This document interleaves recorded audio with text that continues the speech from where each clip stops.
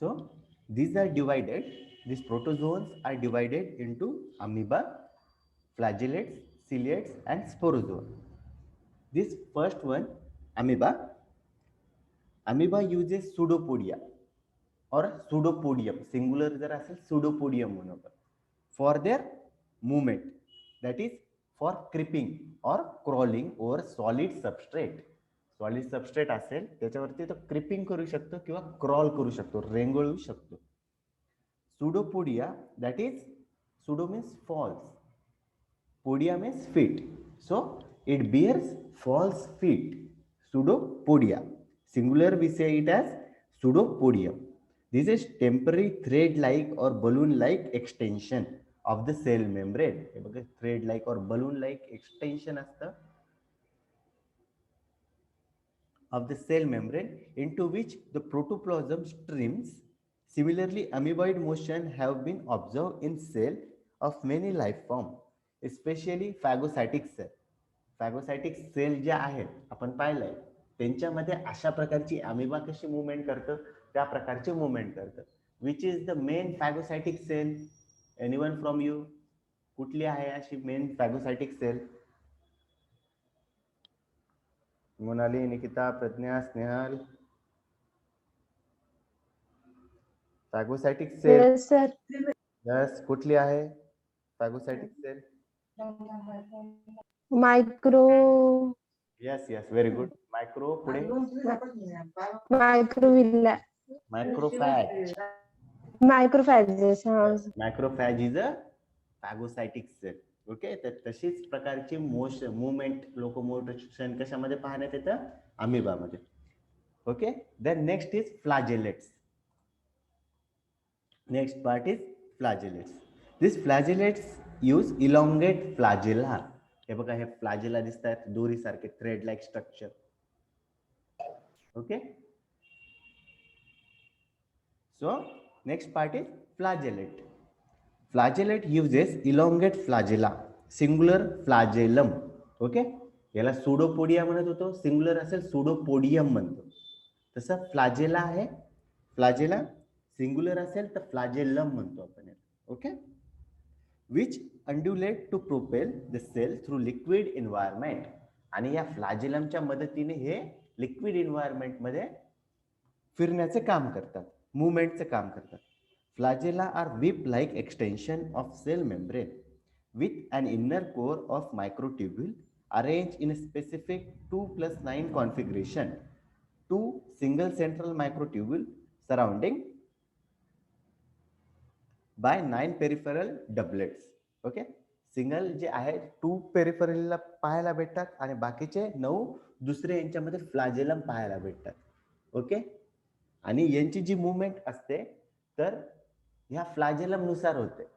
फ्लॅजेलम ज्या दिशेला, काय एखादी नाव आपण चालवतोय तर त्याच्यामध्ये ते नावाड्याजवळ ते काठी वगैरे राहते, व्हीप म्हणतो इंग्लिशमध्ये, त्याला व्हीप म्हणतो आपण. त्याच प्रकारे त्याची जशी मूवमेंट होत असेल, तो गोल फिरवतो, पाठीमागे फिरवतो, एकच फिरवतो. ओके, मग त्यानुसार नावेची दिशा बदलते. त्याच प्रकारे या फ्लॅजेलम ची मूवमेंट नुसार यांची पण मूवमेंट होते. Okay, so certain microscopic organism possesses this flagella, singular term flagellum. मग ह्या फ्लॅजेलानुसार यांची ही मूवमेंट होताना दिसते. ऑर्गनायझेशन कसं आहे फ्लॅजेलमचं? 2+9. This configuration is conserved throughout the eukaryotic biology. Many organism produces flagellate cell. आणि खूप साऱ्या मायक्रो ऑर्गॅनिझम आहेत तर सिंगल सेल्युलर जे असतील त्यांच्यामध्ये फ्लॅजेलम दिसून येतं. So second class is flagellates. Now third class, that is ciliates. हे बघा, त्यांच्या बॉडीवरती व्हेरियस सिलिया दिसतात. हे बघा, whole body surrounded by cilia. This ciliate use numerous small cilia, singular cilium, which undulate in wave, allowing cell to swim in a fluid. Okay, आता यांच्या movement नुसार सिलिया जनरली पाहिलेलं असेल त्यांची शॉर्ट मूवमेंट होते, थोडी थोडी थोडी थोडी हवेसारखी हवेची झुळूक आल्यावरती कसं गवत वगैरे उडतं त्या प्रकारे यांची सिलियाची मुवमेंट असते आणि या मुवमेंटनुसारच ते लोकोमोशन करतात. These cilia are hair-like extension of the cell membrane, similar in construction of flagella. Okay, flagella सारखंच construction आहे, but there is some different point. But the interconnecting basal element facilitating synchronous movement. यांची जी movement आहे ती synchronous आहे, एकमेकांना synchronisation करतो. जसं dance step पाहिले असतील तुम्ही, सगळेचे सगळे जे काही ग्रुप मेंबर आहेत ते सिंक्रोनायझेशन मध्ये डान्स करतात. त्याच प्रकारे ह्या सिलिया जे आहे त्या सिंक्रोनस मुवमेंट करतात, एकमेकांना पूरक अशी मुवमेंट असते या सिलियामध्ये. Okay, this show synchronous movement. Ciliated cells are found in specialized tissue and organ in many other higher form of life. आता ही जी सिलिएट मुवमेंट आहे आपल्यासारख्या मल्टीसेल्युलर ऑर्गॅनिझम मध्ये पण दिसून येते. कुठे दिसून येते रे? आपल्या कुठल्या बॉडी पार्ट मध्ये हे सिलिया सारखे मुवमेंट होते? सिलिएटेड सेल आपल्यामध्ये पण आहेत. Generally brush border like ciliated cell आहेत, टिश्यूज आहेत. आपल्या कुठल्या बॉडी पार्ट मध्ये आहेत असे सिलिया? स्टमक. यस, स्टमक मध्ये.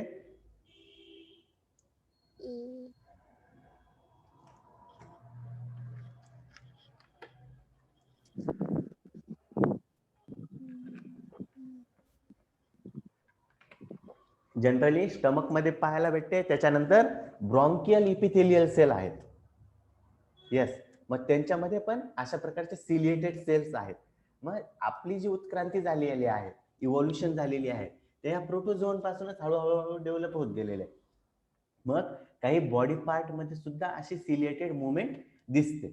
ओके, स्टमक मध्ये असेल तर ती अब्झॉर्प्शन वाढवण्यासाठी, अब्झॉर्प्शनचा सरफेस एरिया वाढवण्यासाठी ती सिलिएटेड मुवमेंट आहे आणि पुढे ढकलण्यासाठी सुद्धा मदत करते. अन्नाचं वगैरे जे काय फूड ग्रेन पार्टिकल्स असते त्याला पुढे ढकलण्याचं अब्झॉर्प्शनचं काम मध्ये ही सिलिएटेड मेम्ब्रेन दिसून येते. So the number next class was ciliates. Ciliates दिसतात, त्यांच्या बॉडीवरती various cilias are present which are like that of flagella. Flagella सारखेच असतात but they are short and this shows synchronous movement. Synchronous movement ते दाखवत असतात. The next class is sporozoa. This is next class number 4th, that is sporozoa. these are sporozoa. Sporozoa नावाचंच आहे. काय असेल रे मग यांच्यामध्ये? these are spore forming. वेगवेगळे स्पोर ते फॉर्म करतात. Sporozoa means spore forming. these were originally recognized not on the basis of their locomotion but because they all form non-motile spore as transmission stage. Okay, यांना जर transmission करायचं असेल ते directly non motile stage दाखवत होते. स्पोरोझोआ स्पोरोइड्स तयार करत होते. हे बघा बॉडीमध्ये स्पोरोइड्स आहे आणि ही बॉडी बस्ट होऊन ते स्पोरोइड मुवमेंट करत होते. त्याच्या थ्रू त्यांची डिव्हिजन पण होत होती. ओके, सर्टन फंगल स्पेसिस आहे, अस्परजिलस नायगर आहे, तिच्यामध्ये पण जनरली आपला लिंबू पाहिला असेल तुम्ही तर लिंबूवरती अशी काळ्या प्रकारची बुरशी येते. ओके, पाहिलं आहे ना तुम्ही? तर त्याच्यावरती छोटे छोटे छोटे छोटे असे स्पोर्स राहतात ब्लॅक कलरचे. दॅट इज फंगल, ऍस्परजिलस नायगर म्हणतात त्याला. तर मग हे स्पोरोझोआ जे आहेत ते स्पोरोइड्स तयार करतात आणि विच हेल्प्स इन मायग्रेशन. मग ते बस्ट होतं आणि त्यांच्या बॉडी पार्ट्स मध्ये वेगळे ऑर्गॅनिझम तयार होऊन ते ट्रान्समिशन स्टेजला येऊन जातात. Okay, they all form non-motile spore as a transmission stage. Recently studies, however, have shown that many pre-spore stages move using tiny undulated ridges or waves in the cell membrane, imparting a forward gliding motion. But the actual mechanism involved is not yet known. Okay, movement मध्ये हे directly disperse होऊनच movement करतात, but small locomotory changes they show in this sporozoa stage आणि त्याच्या through ते movement करतात. So this was about 4 different classes of protozoa. Subdivision केलेलं होतं त्यांचं प्रोटोझोआचं on the basis of what, on the basis of their locomotion. Locomotion नुसार त्यांचं डिफरन्शिएशन केलेलं होतं. So which are that amoeba, flagellates, next one is ciliate and last one is स्पोरोझोआ. So this amoeba possesses what, amoeba मध्ये काय असतं locomotion साठी? काय नाव सांगितलं होतं प्रज्ञा, स्नेहल?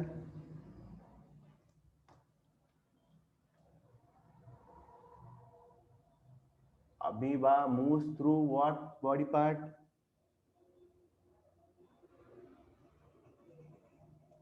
आत्ताच्या आत्ता विसरून जाता का रे? टीव्ही चालू आहे का? त्याची सर वॉलनी ना साइड.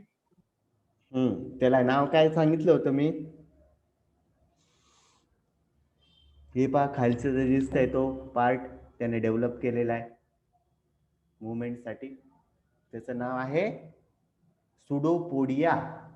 हा सर सुडोपोडिया. यस, सिंगल असेल तर सुडोपोडिया. यासाठीच मी तुम्हाला सांगतो वही पेन ठेवत जा जवळ. जरी आता समजताय तरी तुम्ही विसरून जाता, मग परीक्षेच्या वेळेस कसं काय लक्षात राहील? Okay. Amoeba moves through pseudopodia. Pseudopodia असतं त्यांच्यामध्ये, सिंग्युलर सुडोपोडिया म्हणतो आपण. सिंग्युलर याला सुडोपोडियम म्हणतो. आणि सुडोपोडिया म्हणजे काय? False feet. ओके. या फॉल्स फिटच्या मदतीने ते मुवमेंट करत असतं. these are thread like balloon like structure which is extension of a singular body part. आणि अशाच प्रकारचं बॉडी पार्ट कुठे मुवमेंट दाखवतं, कशामध्ये दाखवतं, कुठल्या बॉडीच्या सेल्स मध्ये दाखवतं? तर फॅगोसायटिक ज्या सेल्स आहेत आपल्या मॅक्रोफॅजेस, त्या सुद्धा अमिबा सारख्या मुवमेंट दाखवत असतात. Okay. Next class was flagellates. This flagellates have flagella. त्यांच्या शरीरावरती वेगवेगळे फ्लॅजेला असतात. 2+9 यांची ऑर्गनायझेशन दिसते. सिंग्युलर जर असेल तर त्याला आपण म्हणतो फ्लॅजेलम. ओके. आणि या फ्लॅजेलम ची व्हीप लाईक मुवमेंट असते. म्हणजे नावाड्याकडे कसे ते नावासाठी चालवण्यासाठी राहते ती काडी, त्या प्रकारे यांची मुवमेंट होते.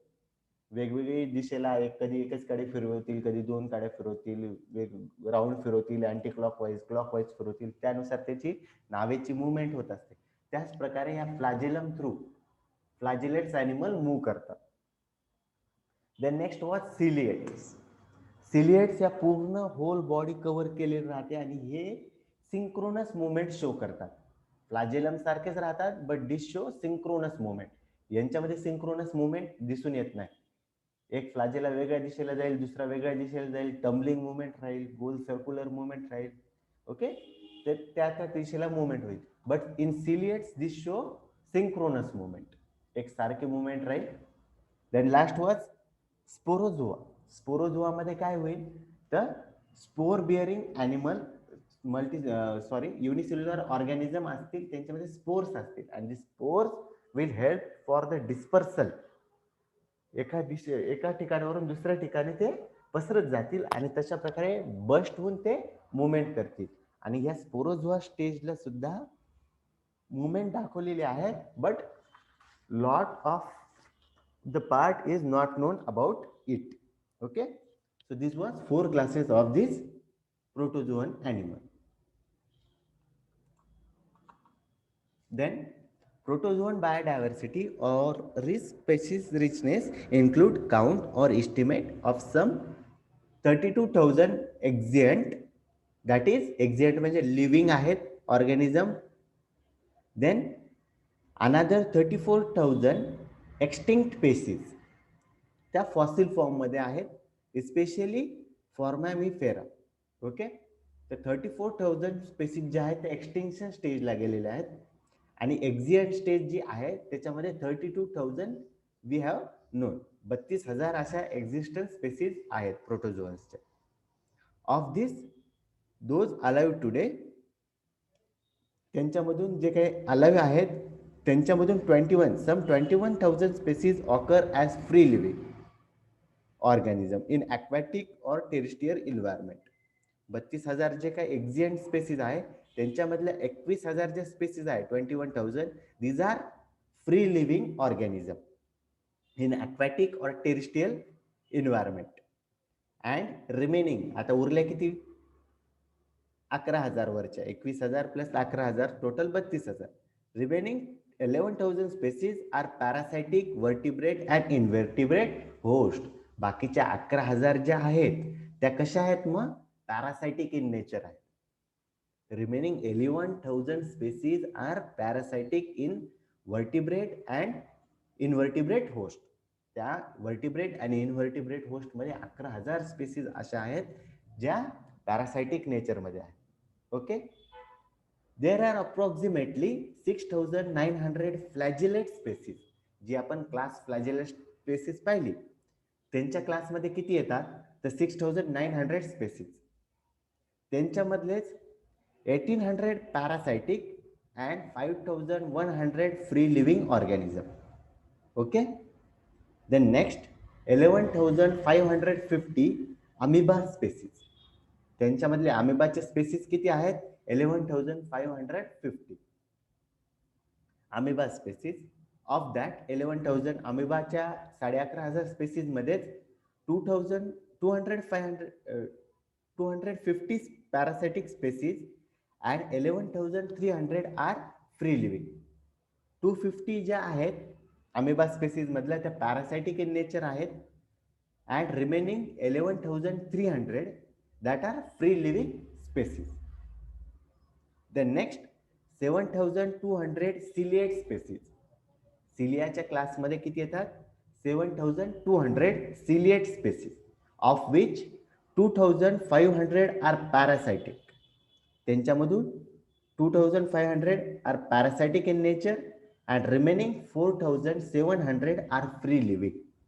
फ्री लिव्हिंग फॉर्म मध्ये 4,700 आहे and rest are 5,600 sporozoan species.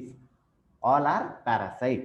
या स्पोरोझोवन ज्या स्पेसीज आहेत त्या 5,600 आहेत आणि सगळ्याच्या सगळ्या स्पेसीज स्पोरोझोवन स्पेसीज ज्या आहेत त्या पूर्णच्या पूर्ण पॅरासायटिक इन नेचर आहेत. अंडरस्टूड. टोटल मग किती आहेत प्रोटोझोन स्पेसीज एक्झिएंट म्हणजे आता सध्याच्या घडीला लिव्हिंग जे आहे त्या 32,000 आहेत आणि एक्सटेंट किती झाल्या आहेत 34,000 झाल्या. ज्या उरलेल्या लिव्हिंग सध्याच्या घडीला 32,000 आहेत त्यांच्यापैकी 21,000 स्पेसीज ज्या आहेत फ्री लिव्हिंग फॉर्म मध्ये आहेत आणि 11,000 ज्या स्पेसीज आहेत त्या पॅरासायटिक फॉर्म मध्ये आहेत. परत याचं डिस्ट्रीब्युशन झालेलं आहे. आपण आता 4 ज्या क्लासमध्ये केलेलं होतं त्यांचा जो नंबर आहे त्यांच्यामध्ये फ्लॅजिलेट्स जे आहेत ते 6,900 आहेत. द नेक्स्ट त्या फ्लॅजिलेट्सचं डिव्हिजन पॅरासायटिक आणि फ्री लिव्हिंग मध्ये केलं तर 1,800 पॅरासायटिक आहेत, 5,100 जे आहेत ते फ्री लिव्हिंग आहेत. त्यानंतर अमिबाच्या ज्या स्पेसीज आहेत त्या 11,500 आहेत. त्यांच्यामधल्या 250 या पॅरासायटिक इन नेचर आहेत आणि 11,500 फ्री लिव्हिंग स्पेसीज आहेत. द नेक्स्ट 7,200 सिलिएट स्पेसीज आहेत. त्यांच्यामध्ये 2,500 पॅरासायटिक स्पेसीज आहेत आणि 4,700 जे आहेत ते फ्री लिव्हिंग फॉर्म मध्ये आहेत. नेक्स्ट स्पोरोझोनच्या स्पेसीज आहेत त्या 5,600 आहेत आणि all are parasitic. None of them are free living. सगळेच्या सगळे पॅरासायटिक आहेत sporozoan species. So this was about number calculation of these parasitic species. Then next is life cycle. Most protozoa have enormous reproductive potential because they have short generation time, undergoes rapid sequential development and produce large number of progeny by sexual and asexual reproduction. Okay, यांची जी काही reproductive rate potential आहे ते खूप मोठ्या प्रमाणामध्ये आहे. Short life span असल्यामुळे ते खूप मोठ्या प्रमाणामध्ये डबलिंग पिरियड जो आहे तो खूप फास्ट होऊन जातो त्यांच्यामध्ये. काही कालावधीमध्येच ते रॅपिडली ग्रो होतात. 1चे 2, 2चे 4, 4चे 16 अशा प्रकारे ते एक्सपोनेन्शियली ग्रोथ त्यांच्यामध्ये दिसून येते. They produce by both sexual and asexual means. These characteristics are responsible for many protozoan infection rapidly causing acute disease syndrome. आणि ह्याच कारणामुळे जे काही पॅरासायटिक स्पेसीज आहेत त्यांच्यामुळे काही काही डिसीज रॅपिडली स्प्रेड होतात. कारण काय आहे तर त्यांचा डबलिंग जो टाइम आहे तो फास्ट आहे. फास्टली ते डबल होतात, मल्टिप्लिकेशन रेट फास्ट आहे, त्यामुळे त्यांचं इन्फेक्शन हे फास्ट होतं. This parasite may multiply by asexual division. Asexual division मध्ये काय काय येतं? फिजन असेल, स्प्लिटिंग असेल, ओके, बडिंग असेल, हे सगळं असेक्शुअल डिव्हिजनचं पार्ट आहे. त्या सगळ्या गोष्टी होत असतात. Then sexual reproduction by the formation of gametes and fertilization to form zygote. This is unique process of conjugation where distinct ciliate exchange micronuclei. Sexual reproduction यांच्यामध्ये मायक्रोन्यूक्लियाच्या एक्सचेंजने होत असते. So they produce sexually and asexually. Protozoan development stages occur within host, generally consist of feeding trophozoite, and they may be found intracellularly within host cell or extracellularly in hollow organs, fluid or interstitial space between cell. Okay, आता ह्यांची जी development आहे, बऱ्याचशा spaces कशा आहेत? Parasitic आहेत, म्हणजे त्या वेगळ्या ऑर्गॅनिझम मध्ये राहतात किंवा त्याच्या संलग्नात असतात. काही टिश्यूज मध्ये असतात, काही टिश्यू फ्लुइड मध्ये असतात, काही interstitial space between the cell, सेलच्या मधली जी स्पेस आहे त्यांच्यामध्येही दिसून येतात. Within trophozoite, these are ideally suited to the parasitic mode of existence. They are not very resistant to external environmental condition and do not survive long outside their host. To move from host to host, protozoan parasite use one of the four main mode of transmission.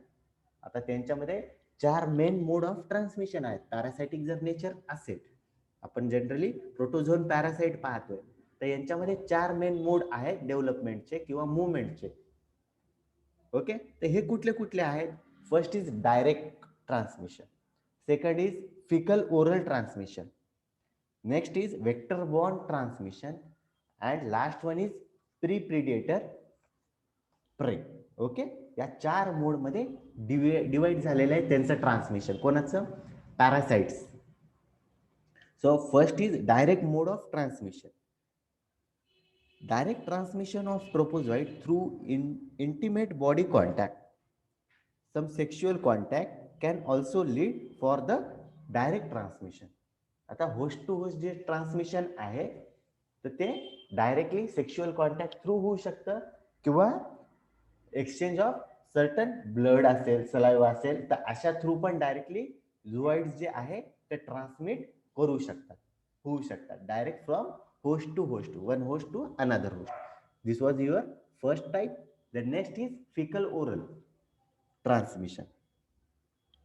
This fecal oral transmission of environmental resistance stage pass in phases of one host and ingested with food and water by another. Okay, जे काही fickle matter असतील तर त्या fickle matter through याचं transmission होत असतं. Excretory product आहेत त्यांच्यामध्ये जर हे मिसळले गेलेले असतील, स्पोर्स पॅरासाइट जे मिसळले गेले असतील, तर या फिकल किंवा ओरल रूटने यांचं ट्रान्समिशन होऊ शकतं. म्हणजे काही फिसेस आहे ते जर कंटॅमिनेटेड झालं आहे, फूड वॉटर जर त्यांच्यामध्ये कंटॅमिनेटेड झालेलं असेल तर यांचं डायरेक्टली ट्रान्समिशन त्याच्यामध्ये होतं. एक्झाम्पल आहे एंटामिबा histolytica. These form fecal cysts which are ingested by new host leading to amoeboic dysentery. याच्यामुळे अमिबॉयसिस ही डिसीज होते आणि ते फिकल मॅटर थ्रू जर ट्रान्समिट झालं आणि कंटॅमिनेटेड झालेलं फूड जर खाण्यात आलं तर त्याच्यामुळे फिकल ओरल रूटने ट्रान्समिट होतं. Okay, the next is vector born. Vector borne मध्ये कोणता येईल रे मग? एखादं एक्झाम्पल?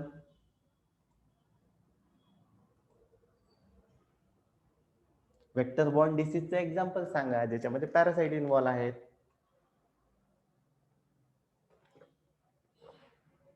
वेक्टर म्हणजे काय? जे ट्रान्समिट करतं. डिसीज, ट्रान्समिशन ऑफ डिसीज करतात. तो म्हणजे ते जसं आपलं हे होतं ना सर मॉस्किटोचं. Yes, very good, very good.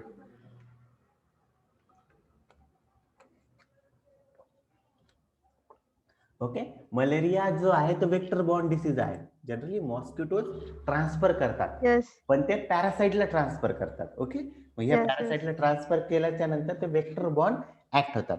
So vector borne transmission of trophozoite taken up by blood sucking arthropods and pass to new host when next time. Okay, मग असा जो टाइप आहे तो वेक्टर बॉर्न टाइप आहे. Next is predator prey. Predator prey transmission of zooid insisted within the tissue of a prey animal.